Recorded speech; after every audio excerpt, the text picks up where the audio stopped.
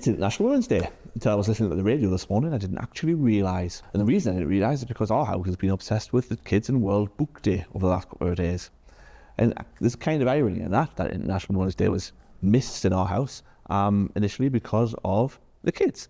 And often when we see financial disadvantage for women, systemic financial disadvantage for women within our practice, it's usually because the woman in the family unit has prioritised the family at some point in life, and that's had an effect on her financially.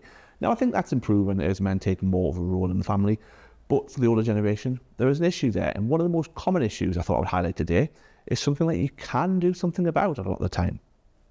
And that is that often because of time taken out of work for childcare reasons, of both children and grandchildren, women don't have a full national insurance record in order to claim their full state pension and end up with a reduced version in comparison to their male counterparts. Now, there's a couple of issues there. The first one is that when you were a full-time mum and you were receiving child benefits, you should have also been receiving your national insurance stamps. So there shouldn't be a gap in your record for that period of time. However, I have come across cases where that is the case. And when you contact the HMRC and point this out, they will usually rectify it, but you do have to contact them.